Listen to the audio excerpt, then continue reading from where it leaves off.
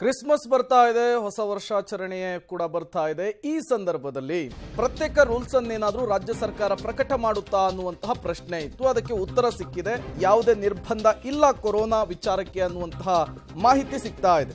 MG road, brigade ರೋಡ್ನಲ್ಲಿ ಯಾವುದೇ ನಿರ್ಬಂಧ ಇರೋದಿಲ್ಲ.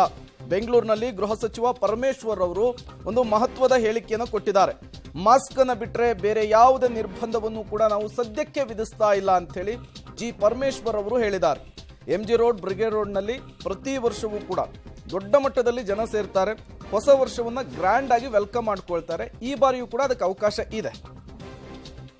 ಅಲ್ಲ, ಕ್ಯಾಬಿನೆಟ್ ಇತ್ತು. ಕ್ಯಾಬಿನೆಟ್ ಆದಮೇಲೆ ಅವ್ರ ಜೊತೆಯಲ್ಲಿ ಬಂದು ಕೆಲವು ವಿಷಯಗಳು ನಮ್ಮ ಇಲಾಖೆಗೆ ಸಂಬಂಧಪಟ್ಟ, ಯಾಕೆಂದರೆ ಹೊಸ ವರ್ಷ ಬರ್ತಾ ಇದೆ, ಸೆಕ್ಯೂರಿಟಿ ಅರೇಂಜ್ಮೆಂಟ್ಸು. ಇವತ್ತು 11 ಗಂಟೆಗೆ ಸಭೆ ಕರೆದಿದ್ದೀನಿ.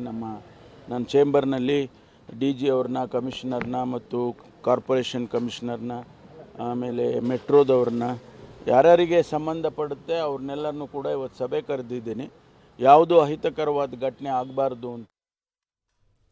ಇದು ಜಿ ಪರಮೇಶ್ವರ್ ಅವರ ಮಾತು. ಗೃಹ ಸಚಿವರು ಯಾವುದೇ ರೀತಿಯ ಪ್ರತ್ಯೇಕ ನಿರ್ಬಂಧ ರೂಲ್ಸ್ ಅನ್ನು ನಾವು ಜಾರಿಗೆ ತರ್ತಾ ಇಲ್ಲ. ಪ್ರತಿ ವರ್ಷದಂತೆ ಈ ವರ್ಷವೂ ಕೂಡ ಮುಕ್ತವಾಗಿ ಸಂಭ್ರಮಾಚರಣೆಯಲ್ಲಿ ಭಾಗಿಯಾಗಬಹುದು. ಪ್ರಮುಖವಾಗಿ MG ರೋಡ್, ಬ್ರಿಗೇಡ್ ರೋಡ್ನಲ್ಲಿ ಅವಕಾಶವನ್ನು ಕಲ್ಪಿಸಿಕೊಡ್ತಾ ಇದ್ದೇವೆ ಅಂತ ತಿಳಿಸಿದ್ದಾರೆ.